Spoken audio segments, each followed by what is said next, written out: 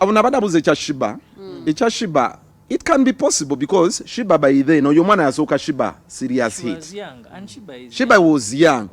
It can happen. So yeah, and you know it can happen. Everyone has a past life. Everyone has a past. So people have bamulabe bamuyitanga Makedo nti yesibye ku Shiba. But bana mwe bana mawulire mwine ekizibu kibu. Anze ebintu byonna mwakuliriza kya Shiba. No ati nanto omanyi muna mawulire ati kati ata nagalinda ko katone.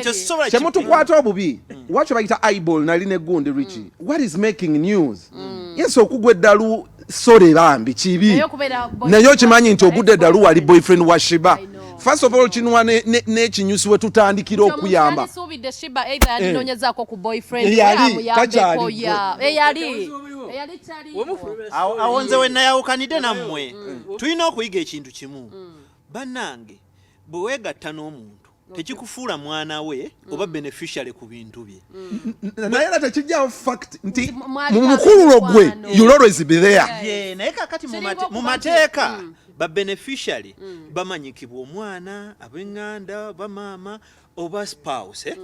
Basically bali bwe babeegatta they are not spouses because we don't have any record nti bayina akaweta which is okay. Katolaba obuzibu bwensinzo omwala musinga wabwerere obuzibu bwensingo ofuna akulaga nti n'abaami bano baamutama wamaze obanga yoye yabamutamya n'obamutamya muyinza n'okuba obuzibu bwensinzo ofuna katuliziganye obuzibu bwensinzo ofuna tuli mu kusololeza Oscar Sente and we're trying to make sure that he gets back into the music industry.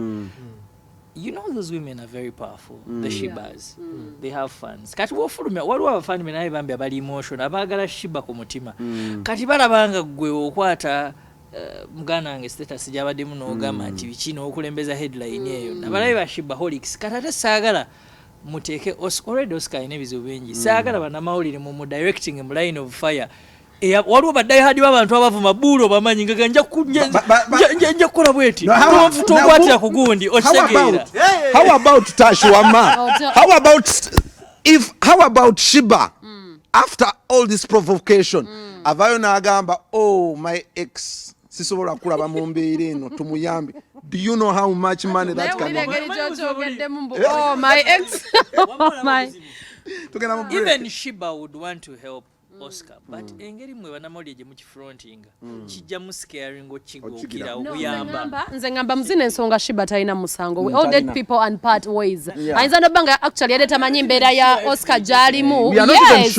Ayinza nokubanga yabadde tamanyi na mbeera y'omulenzi jalimu until when Bruno came out with the boy. Obanga nolusinga Bruno wayogedde nga takimanyi konti bade. Nekirala okuyamba mudakike mu ngenda mu bulango. Okuyamba kuva ku mwoyo ono omwana yayamba bali abaana ba mpunya Nete aita press conference okitegeera yayamba baana abamawule mu mamugoba mukoleki tumunonye kakati Shiba naye osanga ajja kuyite bali ayambe agambe Bruno ntitona kale katoka tukole ku center z'abakama baffe. When we return nine embozi ku mama Fina nine embozi ku Winnie Nwaji na yayina obukambwe bwa yureseza somewhere ku daddy we nebisingako Jackstar Tash Bule ne mugana Bruno K.